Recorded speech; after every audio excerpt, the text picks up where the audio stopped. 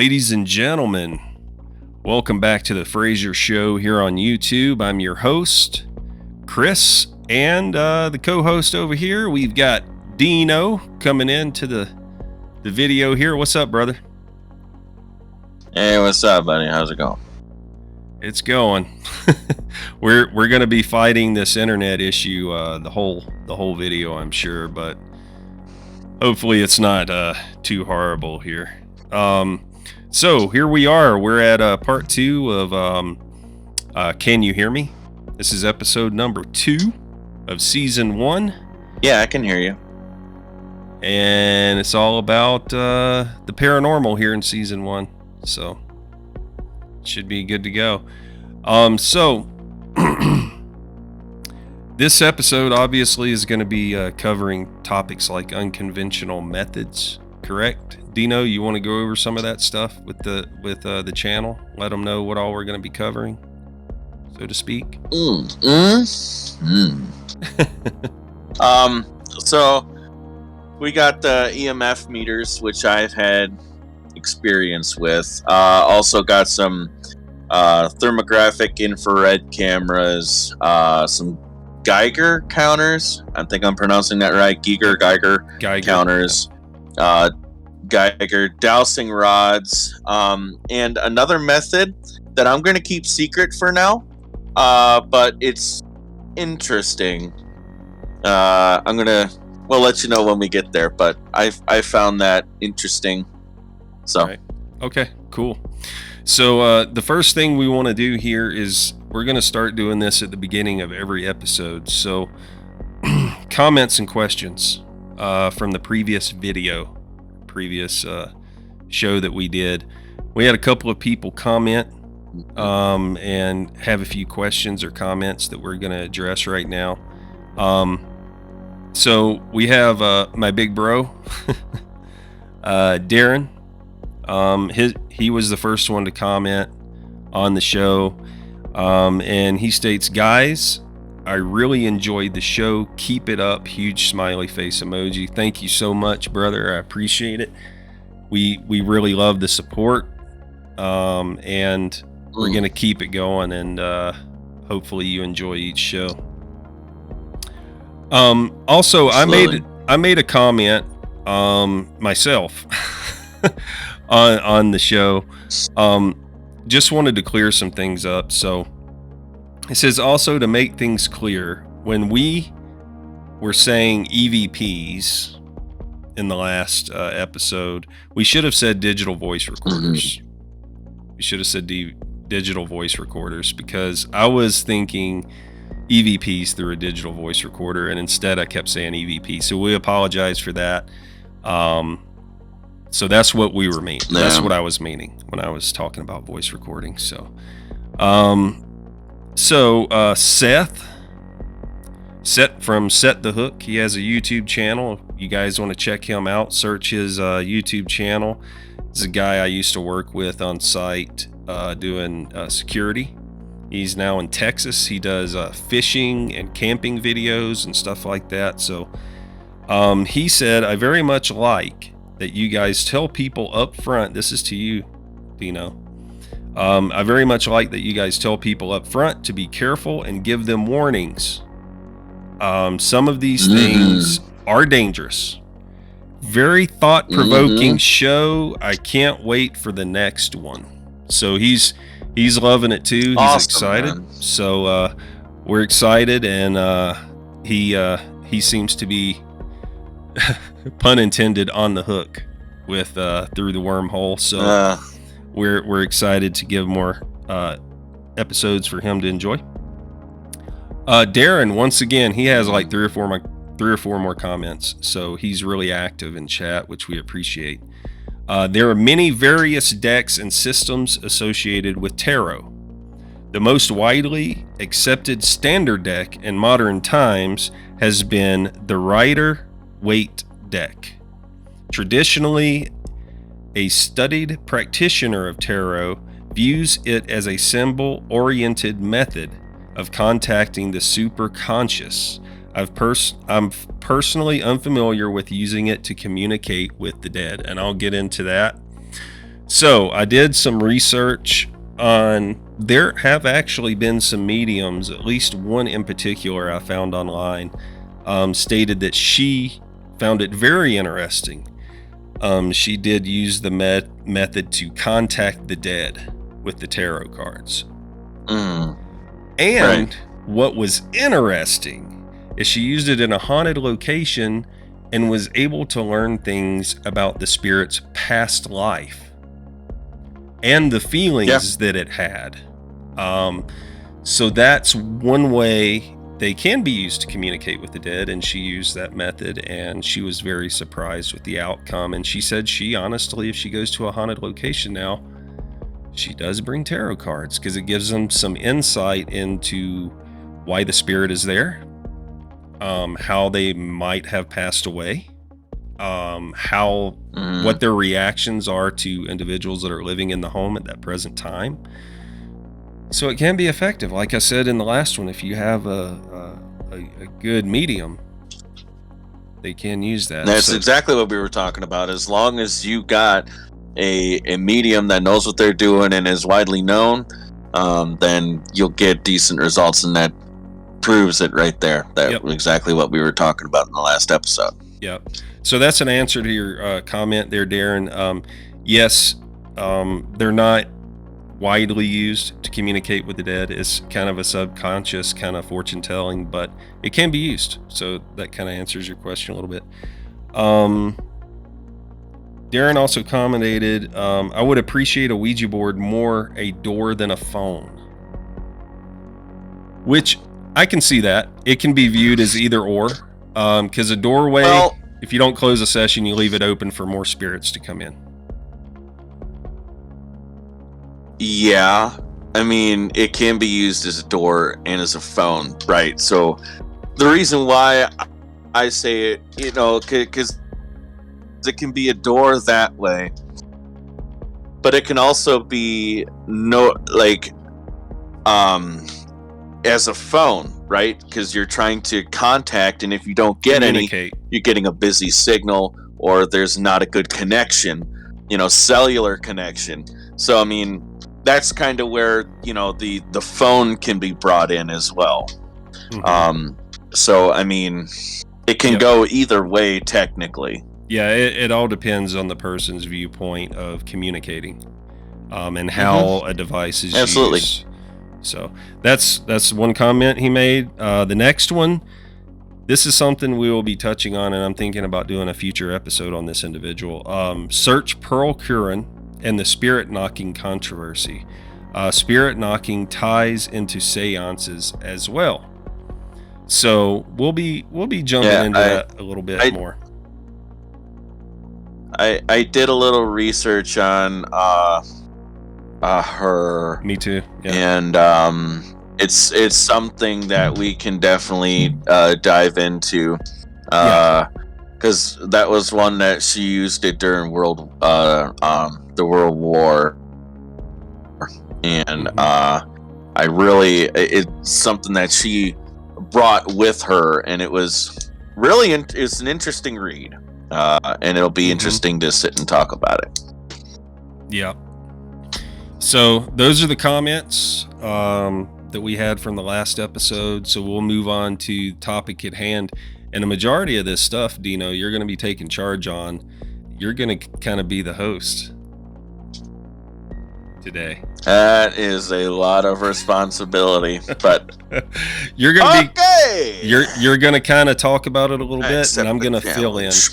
I'm going to fill in wherever we need. So take it away. Go ahead and start the first item, and we'll jump into it. Okay. So you got the EMF meter. That's the first thing we're going to touch on. I really wanted to touch on this because it was something that I've had an experience with, and if you watched the last episode, that I had an experience with it in a graveyard. Excuse me, I don't mean to cut you off, Dino. Just for those that want to know, EMF, if you don't know, is electromagnetic fields.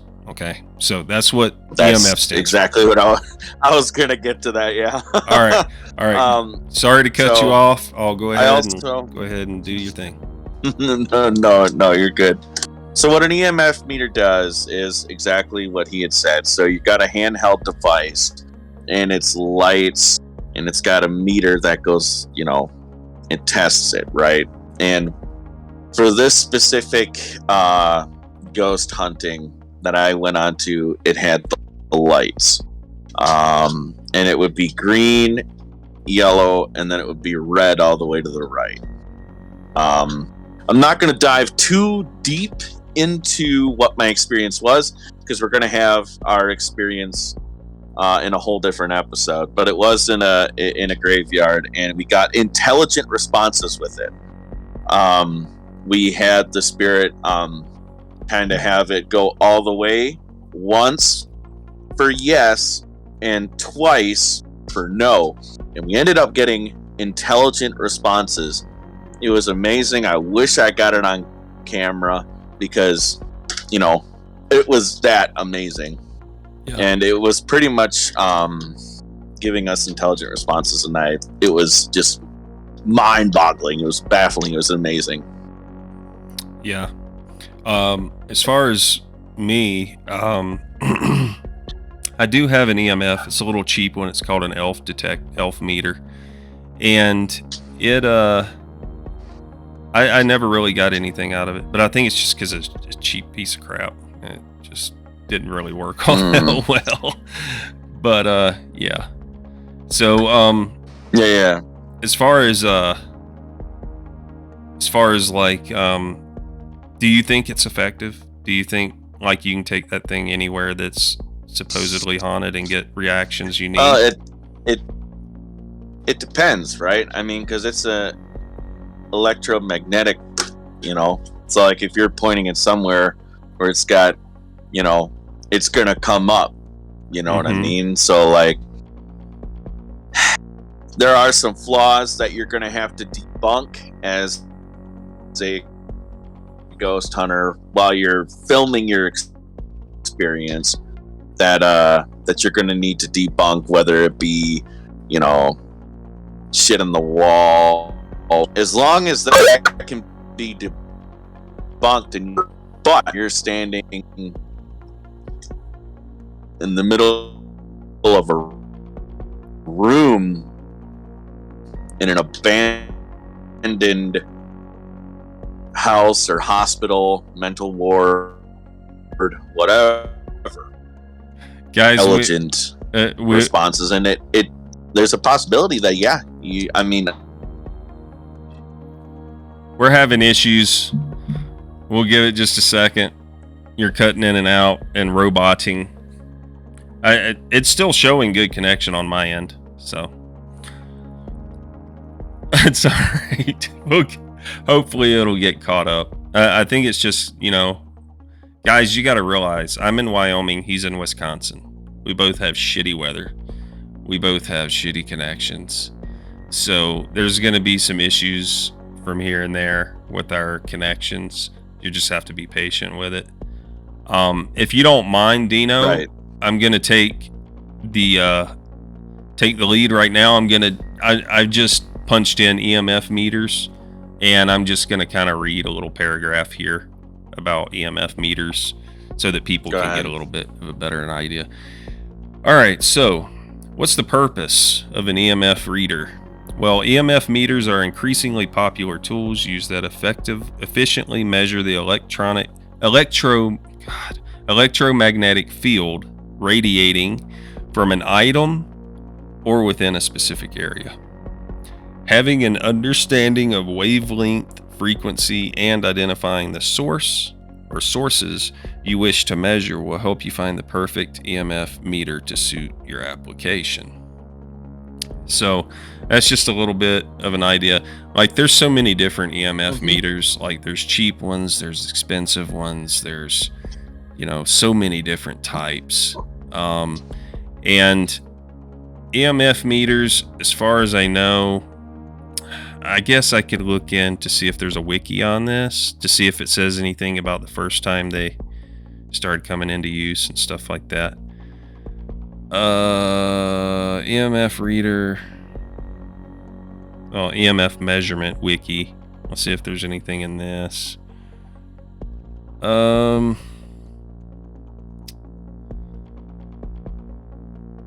Not really. I mean, it goes into isotropic deviation and active and passive sensors and all of that stuff. Let me go into meters, see if it says. Okay. Okay, there's two largest categories. Single axis and tri-axis meters that you can use. Does it say anything about the history? Not really. There's really no history on I EMF. doubt it. So yeah, that's kind of a little bit on EMFs. Like I said, I haven't had huge luck with them, but a lot of people have. So there's that. Did you want to go into any more on EMFs? I can't. I'm just saying that I can't wait to tell you guys my experience with the EMF meter. It was amazing. I can't wait to dive into that. Yeah, I can't wait to hear it. I'm sure people at home can't wait to hear it. That's why it's important to subscribe and hit the notification bell, and join our Discord. Yeah. So you know Yeah. when we go live, and so you'll know when that episode's going to come up. Our Discord Link in the description. Yep. Our Discord is a server and a text channel you want to join, because we're going to be letting people know when certain videos are going to drop. We might do polls to determine what you guys would like to see next for season 2. And we can just sit and talk with you. Get a little one-on-one, get to know us, we get to know you, and you can share your experiences there as well. Yep. Just let us know if you want it to be shared in a video, and we'll be more than happy to do that. Yep. Absolutely. So, Dino, do you have another method you want to bring up? Oh, yeah. I have thermographic and infrared cameras. So this is widely used. So it's a camera, and it's like a heat based. So if it's hot, it will be red. If it's cold, it'll be blue. I've never had any experience with these. I've seen ghost hunters and spirit hunters, for that matter, use them. And usually when a spirit is seen, it's usually like a black or a really deep blue. And it shows, and it's gone. So, Yep. So I brought up a little bit here on the wiki for infrared.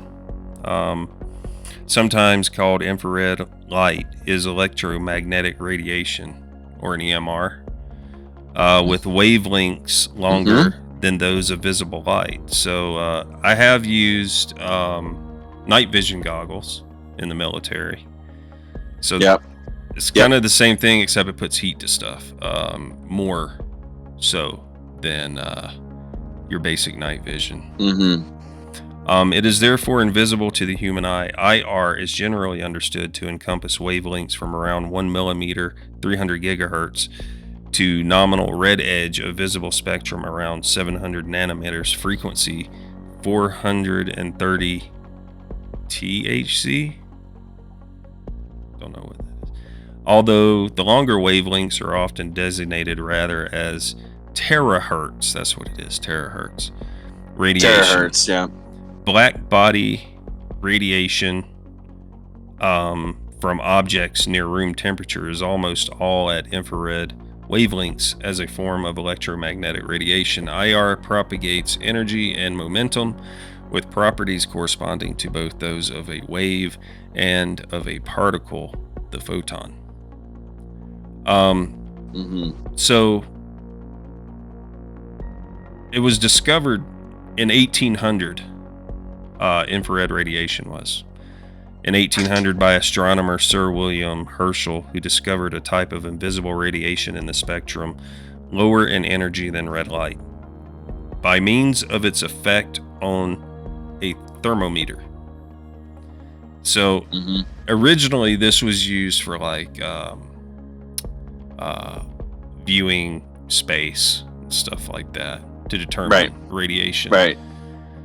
So that's a little bit on infrared and thermal. Individuals use them in ghost hunts, paranormal investigations, to maybe try and pick up an apparition, shadow figures, things that may not be relatively visible, especially if you're in a dark environment. Like a lot of these paranormal investigators turn off all the lights. They only have lights visible from their cameras. And that's because a lot of these spirits sometimes can be very sneaky and very not wanting to show themselves. So these thermal imagers help to see in the dark, and they help to get some kind of mass to like something that is manifesting. So yeah. I've never used one. Like I said, I've used night vision. That's it. Night vision works really well. I haven't. So I haven't either. So yeah. So anyone down in the description, if you own a IR or thermal camera, or a camera that has those functions, have you ever seen anything? Have you ever caught anything on those cameras? If you have, hit us up in Discord or in the comments below, and we'll hit you back up. All right. Keep going with it. Got anything else? Got a couple things here. Next thing is the Geiger Counter. It can also be used to measure and monitor fluctuations in radiation. Obviously, if there's something close to you, then it would spike. And then it would just drop down if something moved away from you. I've never used a Geiger counter, but I don't think I've ever witnessed anybody use this either, other than like on Ghost Adventures or whatever. It's essentially a bigger. I've never used a Geiger counter. More a scientific version of an EMF reader. For the most part, because it does measure. Absolutely. Yep. I've got the wiki pulled up. It's basically an electronic instrument used for detecting and measuring ionizing radiation. Right. So that also goes one in one with like a thermal and infrared that also detects radiation.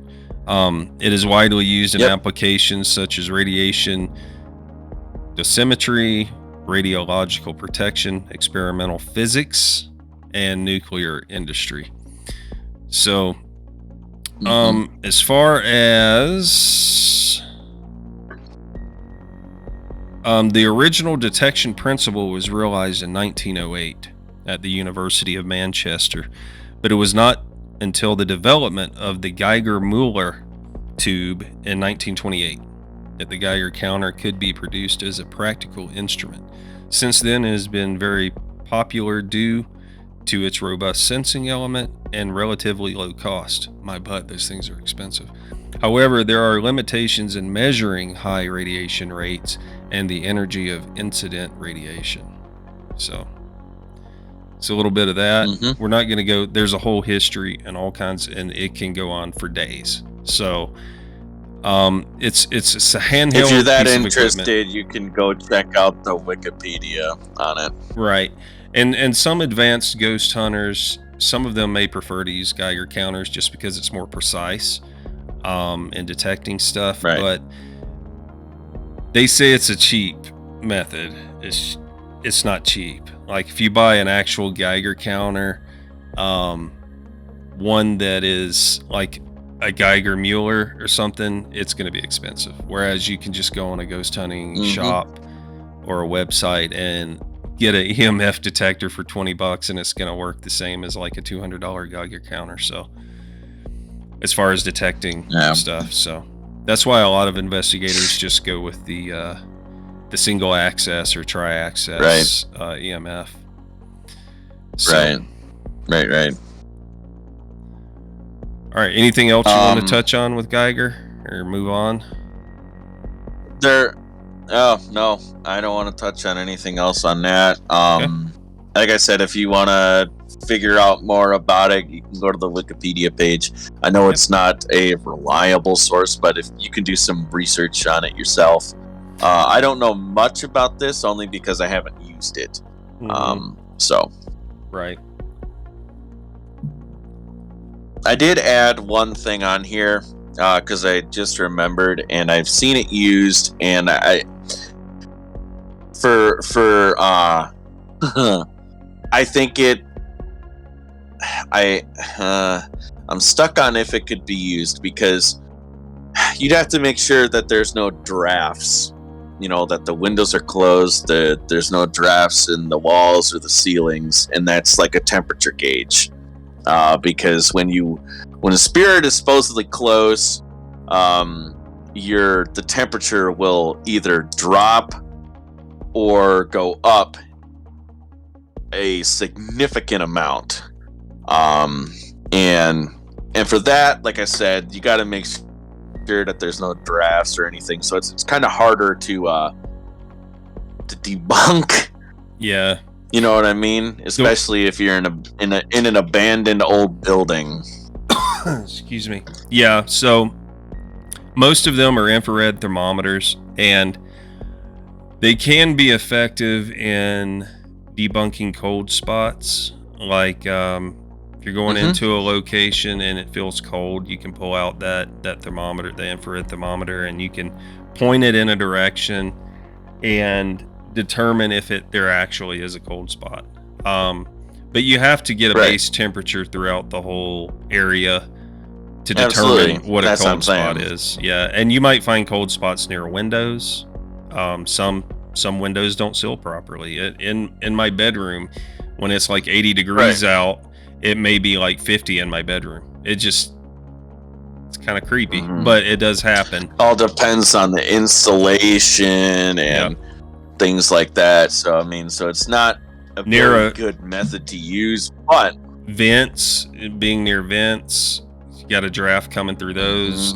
Chimneys and fireplaces, wood stoves, all of those can create a little bit of a draft, and then next thing you know, you got cold spots everywhere. So and in majority of the times, the best time to use that equipment is like the dead heat of summer. Right?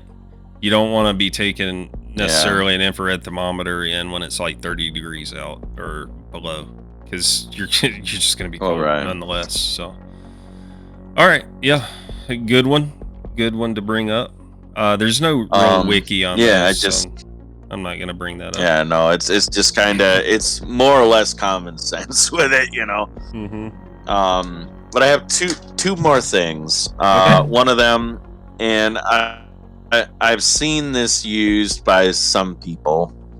And they're called dowsing rods. So what they are is they are brass rods, giggity, and they're in the shape of an L. And what the medium or the psychic will do is she'll have them, or he, sorry, they'll have them in each hand, and they'll hold them loosely. And what the spirit does is it's supposed to move these rods in and out. You can give it for in for yes, out for no, things like that. What are your thoughts on dowsing rods?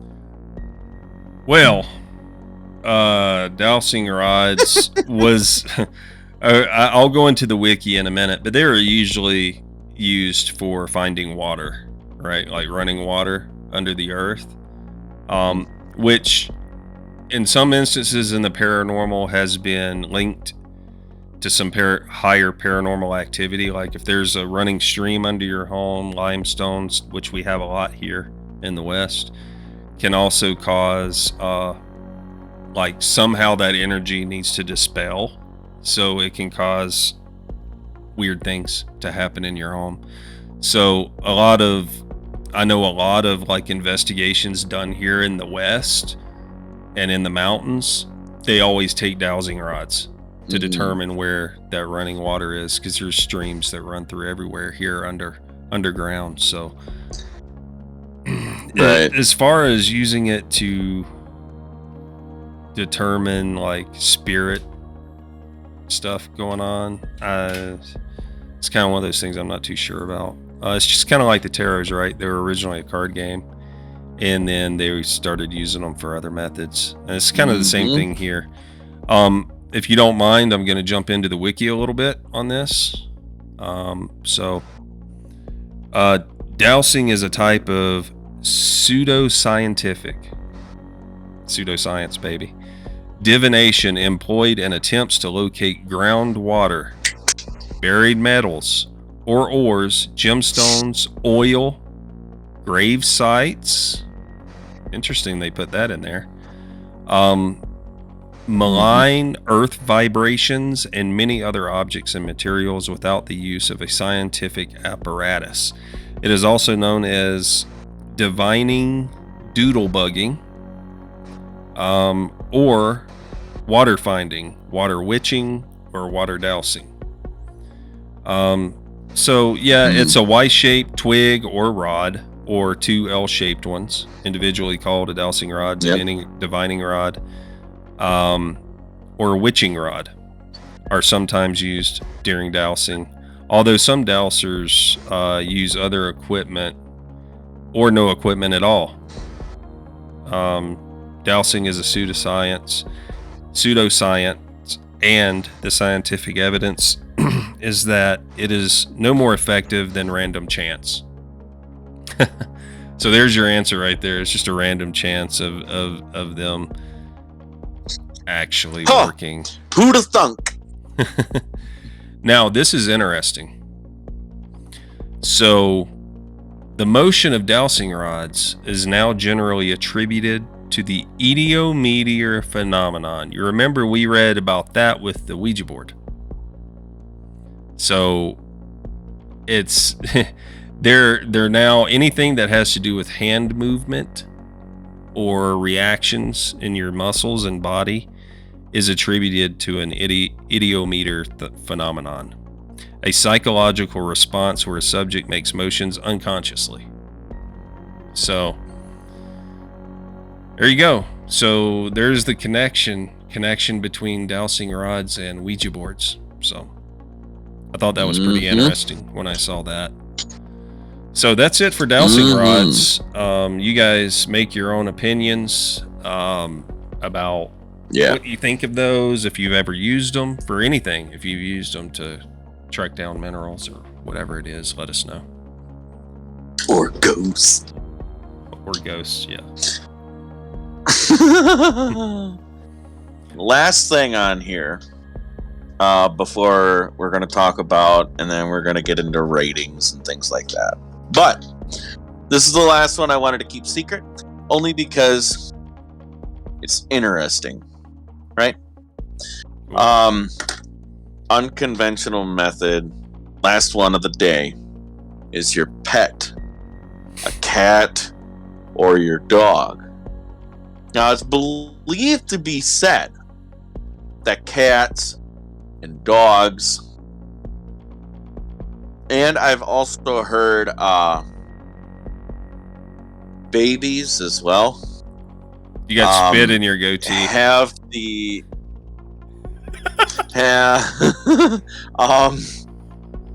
thanks for looking out. Gotcha. I'd do the same if you had a boogie spirit. too. I'd do the same thing if you had a boogie hanging out. they can see spirits and sense their presence. So some ghost hunters will bring their cat or their dog, which I found interesting, because, you know, whether you believe this or not, it's all on your experiences, or everybody has their own personal beliefs on this stuff, and I'm not going to judge whether it's right or wrong, because I don't know everything. You don't know it. Nobody knows everything, so it's all based on personal opinions. So don't jump at me because your opinions are different, and I won't jump at you because your opinions are different. But I believe that animals do have that sixth sense. In my opinion, I do, because I've seen it happen multiple times, and things like that. So, and they just react for no reason, and nothing is there. So, to a certain extent, I kind of believe that. What are your thoughts?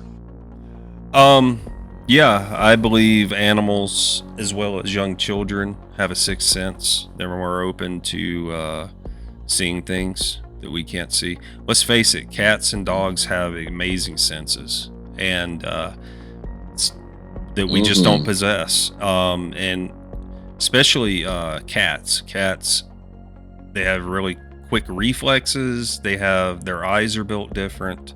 They can see in the dark. Right. So I honestly do believe that. And children can sense stuff a lot easier. Right. And another reason for them to bring it is because that the dogs and the cats' senses are so far above our own that you can use them to be like, oh, he just looked over there. I don't know if he saw something or heard something. Yep. So then you kind of... They'll sit there and growl. Journey your way over there, and multiple different things for that. Yeah. Yep. Okay, so before we get into the rankings, I have a few to bring up. They're very quick. Yeah. Friendly.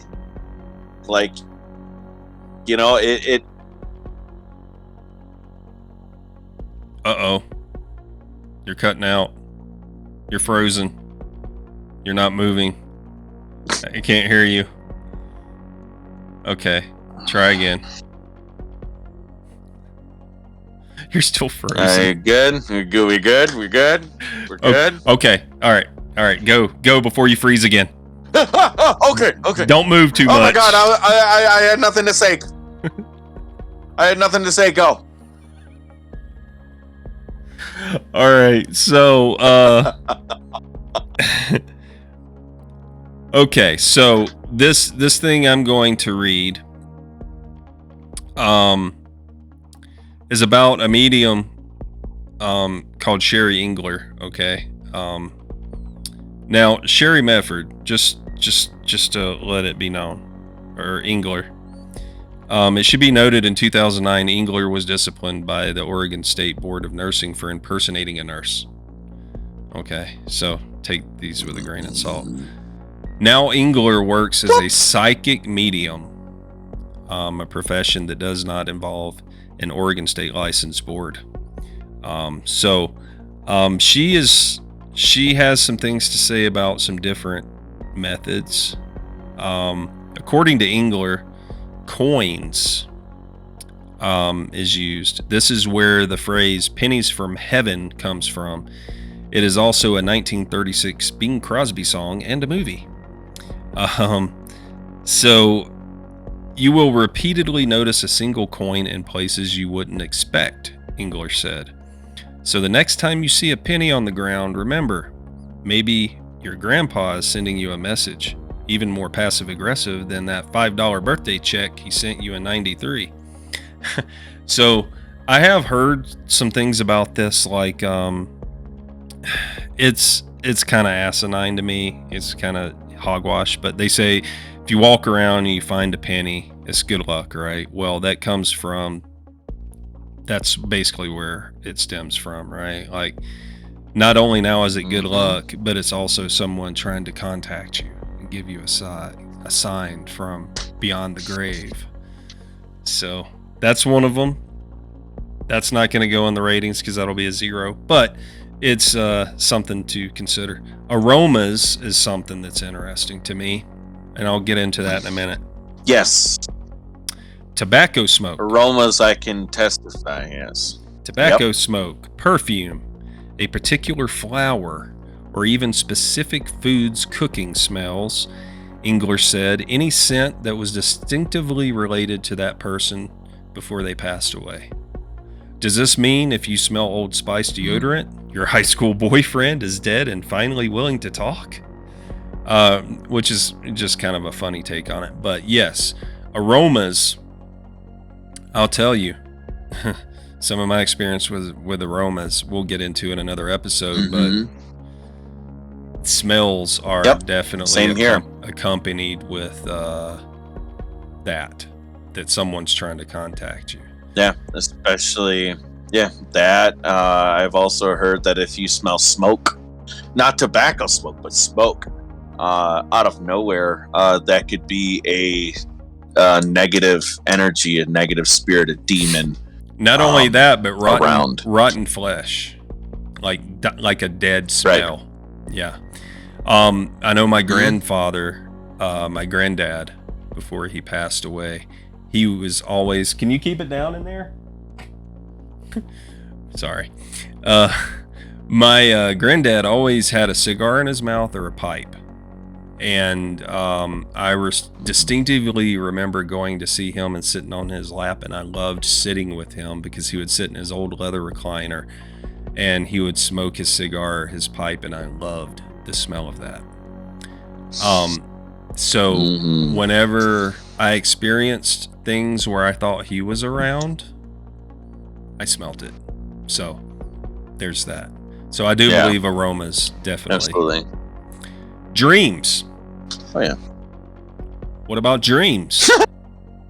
Well, according to Engler, if dreams stick with you and touch your heart differently than a normal dream, they are messages from the dead.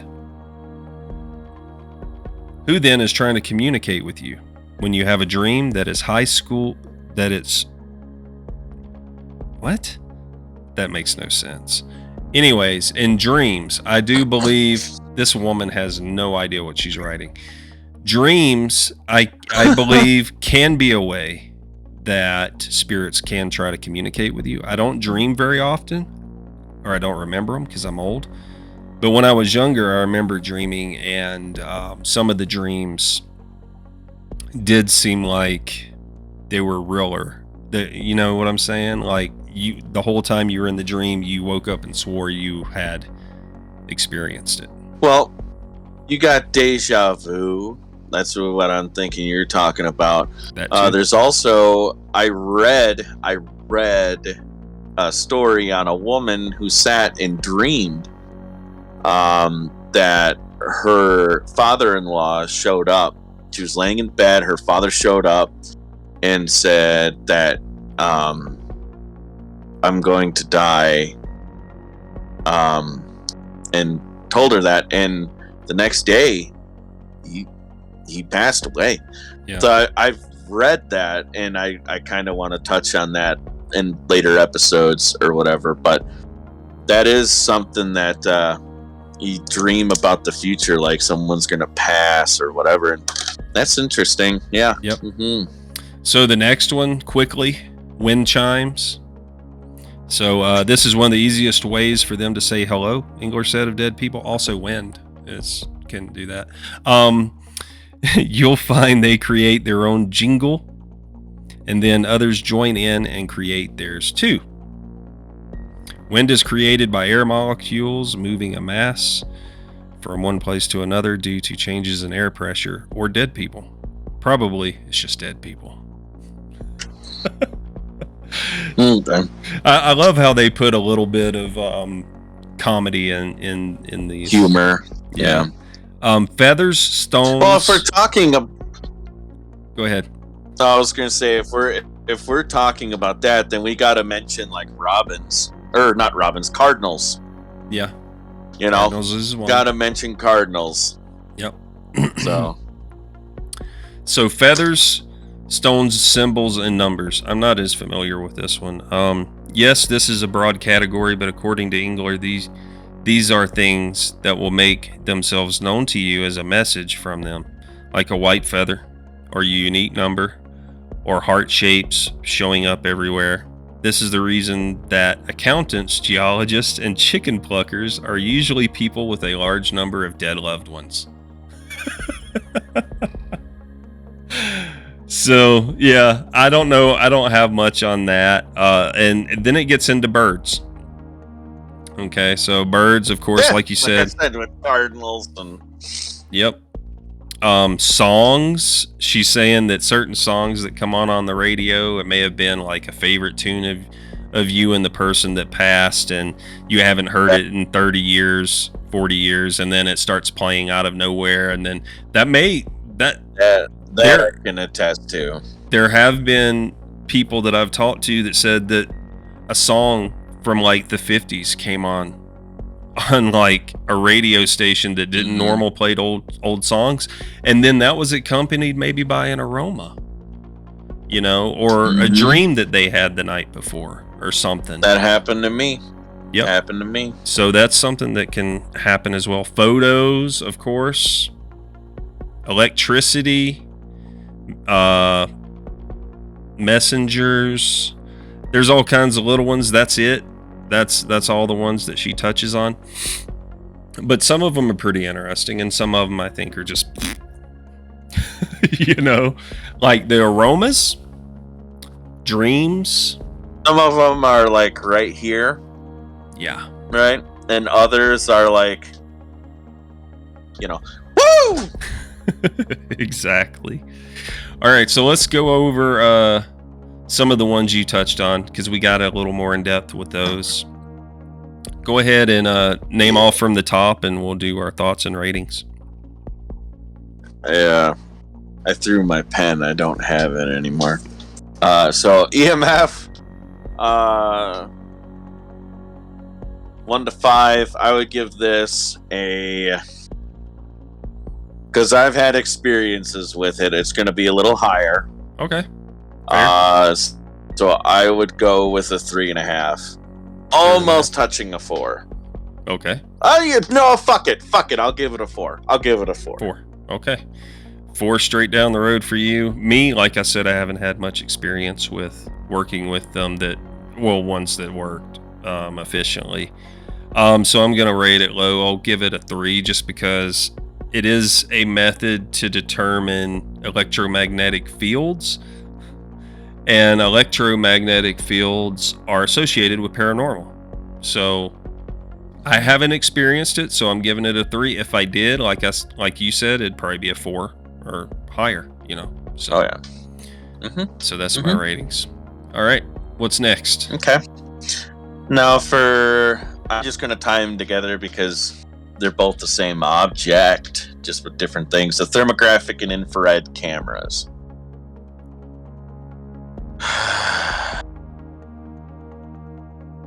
I'd give this I've never dealt with them. I'd give it a 2. Okay. Now, is that because, well, it's obviously because you haven't had experience with the setups. But do you think that spirits give off a temperature? Well, they don't, and that's why, like, when they show up, it's just a pure black mass. They don't give off a temperature. So, right. I mean, if you kind of are looking and you see like this black figure stand and then just dissipate or go into a room or something, then I'd be like, wow, okay, shit, hell yeah, cool. Yeah. You know, but I haven't dealt with it, so. There's some footage that I've seen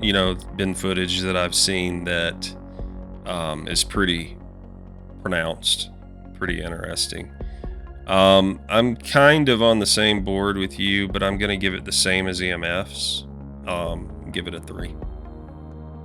So, yep. You want to bump me? All right. Yep. The Geiger Counter. I'll let you take this one. Geiger counters. Well, to be honest with you, it's the same as an EMF. The only thing you're going to get with a Geiger counter is maybe more better sensors, okay, more high performance sensors. So I'll rate, believe it or not, I'll rate it a little bit higher than an EMF. Just because the only thing that pulls me away from it is that they're so sensitive they can pick up other things. So yeah, 3.5 because it's scientifically proven to pick up radiation and stuff like that. And so yeah, I'll give it a tick higher. We'll go 3.5 just because yeah, it's scientifically proven to work. Now for paranormal, it's a whole different ballpark. So, but I'm gonna give it 3.5 for the device, anyways. Yeah. I'll kind of meet you there. I know it's an EMF, a little bit more on the higher end. I had experiences with EMF. I've never used a Geiger counter. I know they kind of work similarly. So that's why I'm kind of going only like a half down that I gave the EMF meter, just because I haven't had my experience, but it's kind of the same fucking thing. So yeah, I've used one, but not for paranormal. So there's that. Yeah. Next up, we're not even going to rate the temperature gauge. That was just something I thought was interesting, and it kind of came to my mind. Well, why not? Let's rate it as far as use in paranormal scenarios for finding cold spots. So we can rank that. We can say if it's effective or not effective. I mean, if you want. I mean, so if that's the case, then I wouldn't use an infrared where you have a dot and you're pointing it at it and it gives you the temperature. I would have it where you can hold it and you're getting a reading a temperature that way. They do make those. That's how I would do it. They have omnidirectional, I know. microphones almost that test temperatures. Yeah, I know, and that's what I'm saying. That's what I would use. I wouldn't use the gun that you point it at it and it gives the temperature. I would just have a handheld thermometer like that. They're hugely inaccurate. Yeah. Yeah. So with that, I haven't had experience with it. I've seen ghost shows and ghost hunters use it. But I would probably give it about a 2, maybe even I'm borderlining a 1, only because it's so hard. If you get a reading and you're going, holy shit, we just dropped like 5 degrees out of fucking nowhere. Now you're feeling around for drafts and you're trying to debunk, so. Okay. That I think we kind of disagree on this one. I think that if it's the right setup and you go around and you do a baseline temperature throughout the whole house, right? Before you start taking readings, before you do an investigation, it's a lot more effective. Like if you start feeling like, how when you get in a high energy area, your hairs on your arm will start standing and stuff, and it'll feel staticky in the air. That's usually because energy's being, put into a certain area. If you have a way to test temperatures and it's lower than what your ambient temperature was from all your base readings throughout the home in that area, then that could be considered some kind of presence that's drawing energy. But still, in either way, even if you use what you're using, in my opinion, you still would have to debunk it, right? You still have to look for vents. You still have to make sure that there's no way the drafts are coming through. So you're still debunking it. Yep. Yeah, So. it's a constant debunking thing. That's why you do your pre-walkthrough. You check and make sure all the windows are shut.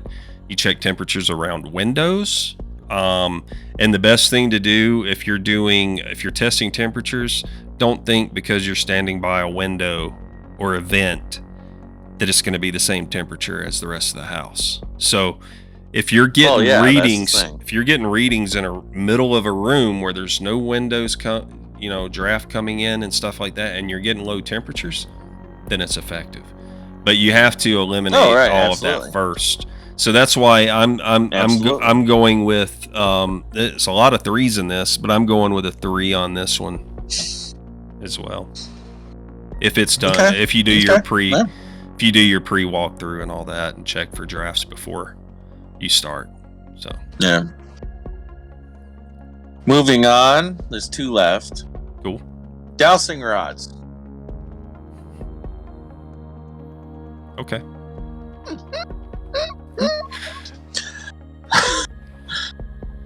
Try not to laugh. People think this works.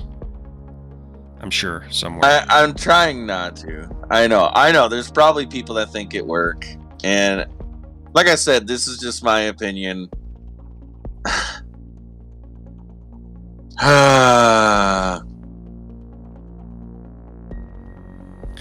I want to say, I think right off, dowsing rods are used more as a debunking tool than looking for activity, in my opinion. I mean, it could be, but like I said, I've seen them used right, they're just having them right there. They ask a question, and all of a sudden the dowsing rods either go like this, or they go like that. So it's like, I have to go with a 1. And you're lucky you're getting a 1. Yep, same thing. I'm going 1. The thing is that this is, I know we kind of mentioned this in the way it works as like a Ouija board. That's not what we were trying to say. This is way less effective than a Ouija board. But when I say it's a debunking tool, it's a way of finding tremors. Could cause something to roll off a shelf, something like that. If you have any kind of movement in the earth beneath your home or beneath a room, that could help detect that. If you have running water, like a stream that goes under your house into a river or whatever it is, and you don't know it, it could cause tremors. Limestone shifts and stuff like that in the earth can cause things to happen. So it's more of a debunking tool and trying to bring in a natural element, I think, when you're trying to get evidence that maybe what they're experiencing is natural and it's not something paranormal. So yeah. But for searching for paranormal activity, no, it's a 1 for me. I don't believe it's a way to find paranormal activity. It's a way of debunking paranormal activity. So right. And just for the record, like I said, these are just our opinions. Yeah. So don't come at us. Don't come at me, bro. Next up would be pets. I'm gonna let you go first on this one because I want to hear yours first. Okay, so pets. Pets definitely rank high for me because I have experienced pets acting strange around certain things that occur. I've had cats sit and stare while I'm watching shadows that are not supposed to be there. Now dogs are scared as hell of stuff like that. Like if they see something like that, they're whimpering, they're cowering, their tail goes between their legs, they growl, they want to get away from that situation usually. Cats, on the other hand, they find it fascinating. They'll just sit there and watch that shit or try to jump up a wall and grab it or whatever, but as far as pets, I give it a 4. I give it a 4 out of 5. Just because some pets are more, I still think some pets are more attuned to that stuff. Like I've had some animals that I know something happens and they just sit there and go like, what? You know, they're just like completely oblivious. And some other pets are just like right on it. Like they'll alert you that something's going to happen or something is happening. So yeah, therefore. Right. I would meet you there. Yeah. Possibly even a 4.5. Just because I've had my experiences with Diablo, my dog. Yes, named after the video game. Fuck your opinions. He did. He was I had my experiences and things like that. So I gotta meet you. 4.5. Yes. All right. So that's pretty much all of our topics. We hope you guys enjoyed the video, and just to let everyone know, we definitely want to hear your comments down below. We want you to get onto Discord. Please join our Discord. Let us know if you need a link to it. We'll invite you. So that way we can talk about certain topics you guys want to hear, suggestions, experiences, getting to know one another, having conversations whenever we're not putting videos out. I want to absolutely thank every single person that tuned into our video. Every single person. We're sitting at 40 plus views right now in a little over a week since we posted. So that's kind of slowed down a little bit. If you're not subbed to the channel and you're watching, you're wrong. So sub to the channel, hit notifications, get in contact with us. Let us know if you want to join our Discord. Let's get the family growing over on Discord for the Fraser Show, and let's get more people's eyes on the show, because we're really hopeful that this takes off, and we think it will if we have support. Nothing is going to work if you don't have support of your peers. So, but once again, for myself, well, and the thing of it from too, Dino, thank you. Yeah, absolutely, thanks. And like we said in the first episode, this isn't the going to talk about. Like, we have pseudoscience we're going to talk about. We have conspiracy theories we're going to talk about. We have military methods and things like that we're going to talk about. Yep. So there's just a whole plethora of bullshit that we're going to just sit and talk about and give our opinions on. So, I mean, that'll keep the topics, just flowing through. So, and like I said, if you want to appear on a show, let me or Chris know, and we'll get you on there. We'll schedule a time, talk with you. If you want to be on the video, we can schedule that as well.